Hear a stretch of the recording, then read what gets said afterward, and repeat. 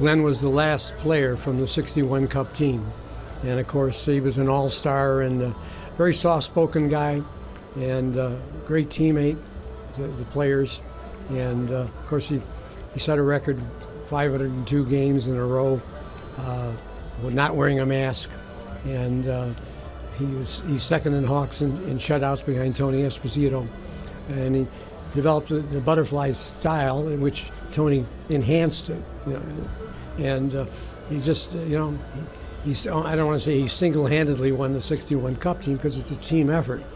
But the series was tied in '61 against Montreal, 2-2.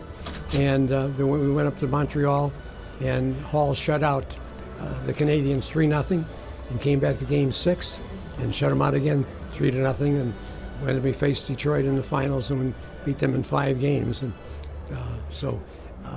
but his whole career, he was an all-star 7 times, and just a very quiet, soft-spoken guy. Nervous before every game. He was upset, and the Hawks presented him when he finished 502 straight games all without a mask, and before a game they surprised him, giving him a brand new car on the ice. We were playing Montreal, and it turned out to be one of Glenn's worst nights. The first shot on goal came from center ice from Jean Beliveau, an all-star and a Hall of Famer, and it bounced past him into net. We lost the game 7-3. But outside of that, he had a fantastic career, and he's in the Hall of Fame, and he's regarded as one of the 100 greatest players to ever play in the NHL. As you said, the innovator of the butterfly. How quickly did you see that technique take over the league once he started using it? Well, when he started using it, some of the other goalies started that a little bit, and then when Tony Esposito joined the Hawks in '69-70, Tony kind of enhanced on it, but Glenn was the innovator as far as I know. All right, there he is, Harvey Wittenberg, absolute legend. I mean, seriously, 30 seconds before that, I asked him, he's like, yeah, let's go. Sharp as a tack. Yeah, it's unbelievable. I could listen to him talk hockey forever, and he's probably the most recognizable voice to me. Yeah. You can play him saying anything without a picture, and I go, that's Harvey Wittenberg, no doubt. Yeah. Love that he's still at every single home game. He's there. He's watching the game, and he'll tell you any story you want. Just awesome stuff. So thank you, Harvey. We got to get him in here one of these, maybe during the Olympic break or in the summer or something. Entire off season. Every day, just say, name a player. Yeah. We walk off set for an hour. Yeah, right. Just let him tell go. us the story.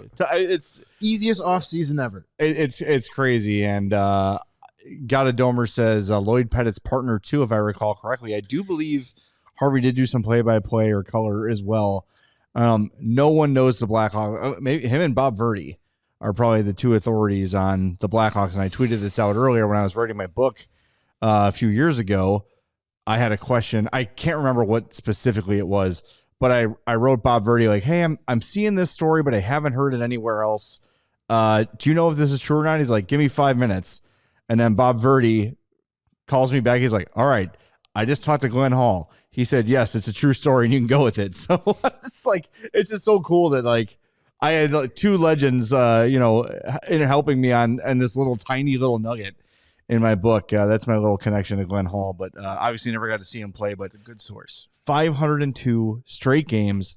And listen, that means the backup did not play. No, not just 502 starts. He played every in a row. Second. 502 consecutive hockey games. And the only reason he missed the game was because of a back injury that was probably bugging him for 6 years before he finally came out. And then he only missed like 2 games and was right back in. And threw up before almost every game because of the nerves. And you can understand why, because he's not wearing a mask for 502 consecutive games.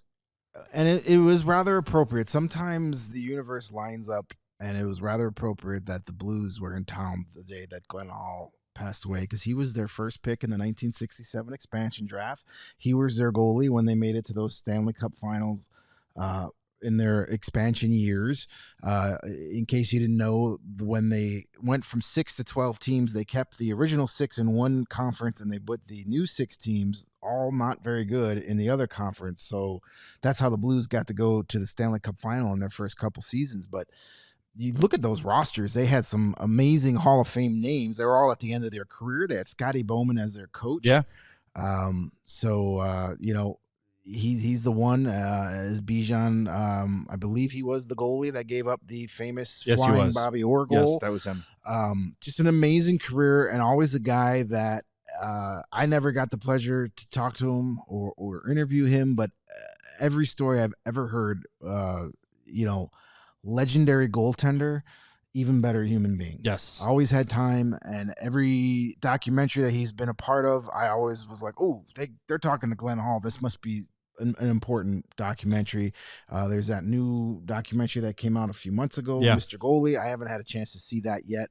Now's the time. But definitely see if that's available. And just thinking of the Hall family, and I didn't realize that until Harvey said it, that he was the last player left from that 1961 team. That's crazy. It's definitely sad news, and a legend of not just the Blackhawks, but just the sport in general. So you mentioned him going to the Blues in the expansion draft. Jeremy Rutherford of the Athletic, he covers the Blues for the Athletic, had this anecdote.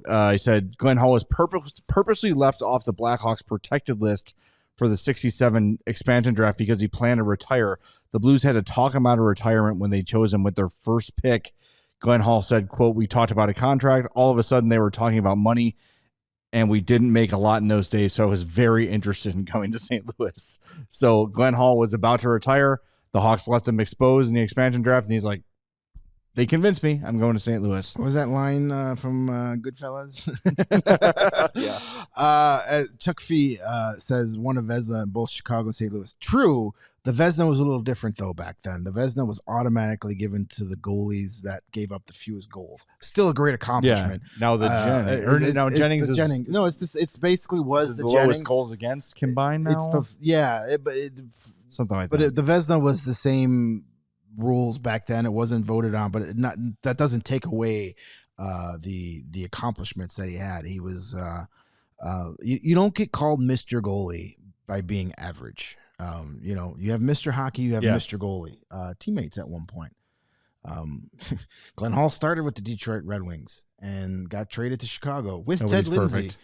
Well, I mean, Detroit, it was almost like the Blackhawks with Hasek and Belfort. Detroit, Glenn Hall was expendable for the Red Wings because they have some guy named Terry Sawchuk playing goalie. Right. But I guess when there's only 6 teams in the league, everybody's got a really good got a Hall of goalie. Famer, Yeah. exactly. But rest in peace to Glenn Hall.